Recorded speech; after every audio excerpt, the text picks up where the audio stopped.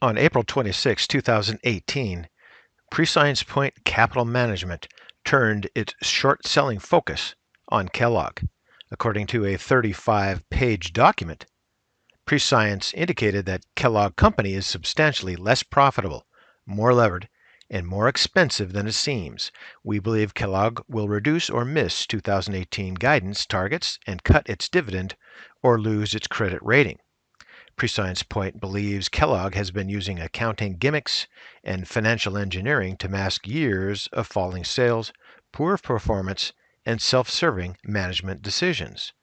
Prescience Point's analyst indicates Kellogg has pulled forward revenue from future reporting periods and artificially inflated margins and operating cash flow, enabling management to achieve guidance targets and boost executive compensation. By offering extended customer payment terms and switching its U.S. snacks business from a sell-through to a sell-in model, Kellogg was able to offset steep early payment discounts and pull forward future point sales, artificially inflating 2016 and 2017 revenues and profits, staving off a significant sales contraction. Kellogg effectively concealed a stuffed channel by selling and securitizing accounts receivables, thereby boosting cash flow from operations.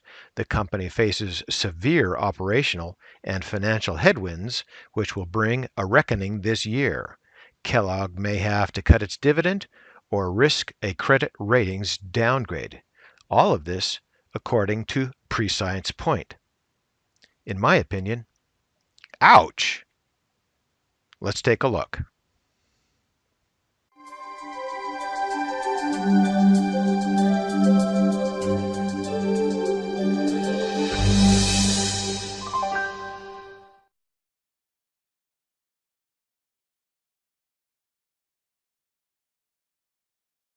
The sales of packaged food manufacturers have taken a hit in the past, reflecting low demand for their traditional products amid a consumer shift toward healthy and protein-rich foods. Meanwhile, retailers reducing inventory and private label products gaining shelf space are posing further challenges.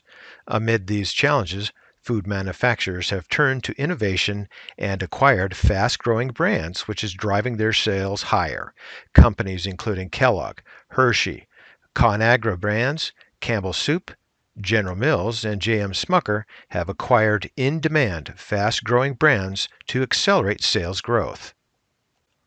This graph shows that Kellogg's sales have been improving sequentially thanks to the incremental sales from the acquired brands and Pringles regaining strength in Europe and across other markets. However, soft cereal sales and list price adjustments continue to hurt the company's organic sales growth rate.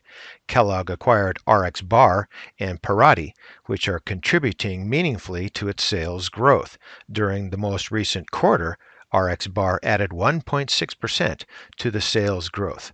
Going forward, incremental sales from RX Bar acquisition, investments in West Africa, and the expansion of Pringles are likely to drive its net sales growth rate. However, lower pricing and SKU rationalization are expected to hurt its U.S. snacks segments. Also, increased competitive activity in the kid-oriented cereal business is likely to hurt its morning foods segment and, in turn, its organic sales.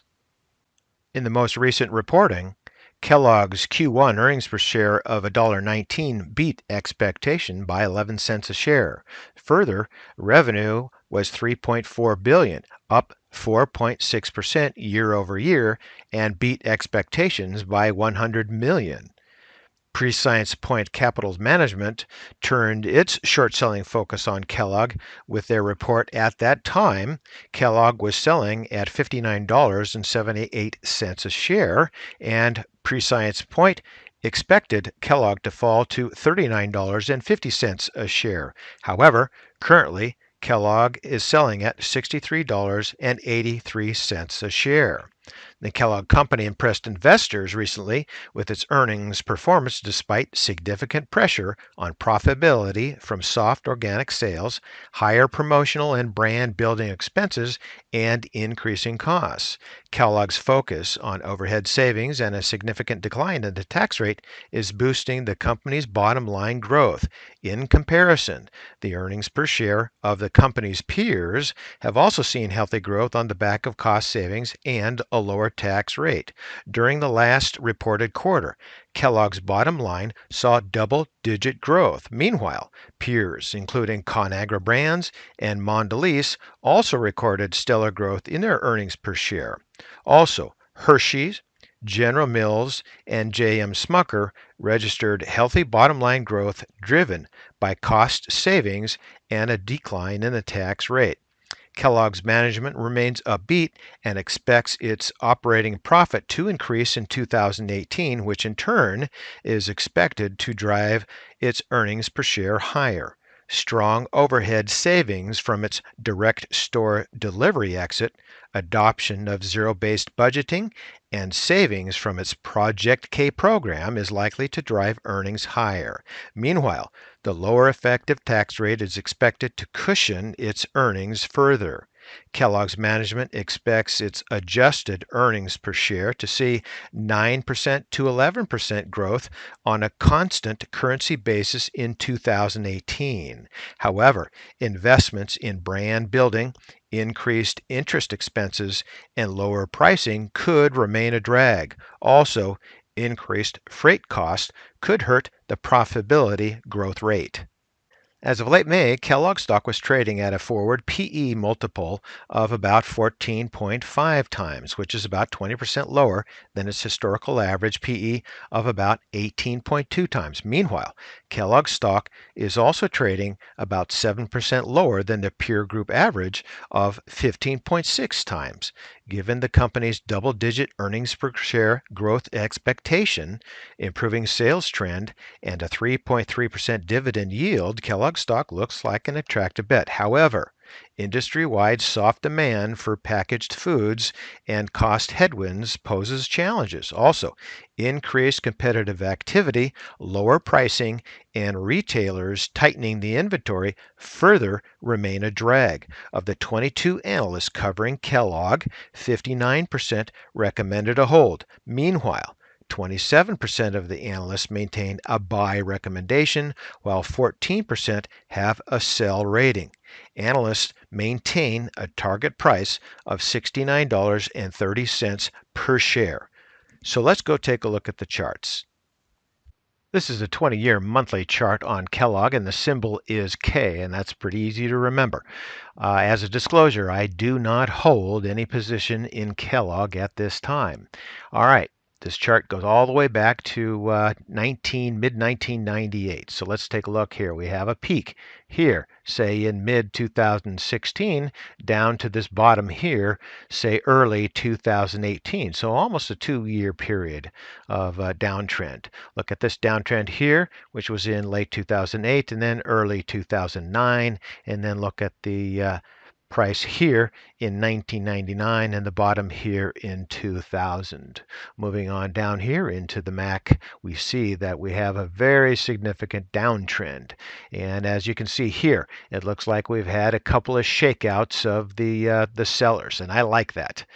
Here we have the top, and then here at the bottom, and then back here we had the top. We had some shakeout here of sellers in this time frame. I like that. So those three periods are pretty important for comparison purposes, and this is a very significant downtrend. Looks to me like the fast line wants to head sideways before heading on up and through the slow line. We're not there yet, so we still have some time. Looking at the MACD, quite negative. However, it's been improving since, say, late 2017, and that looks good. The price rate of change, I like the price rate of change, has jumped up above the fast line, above the slow line. That is another positive sign here. Relative strength is also moving up.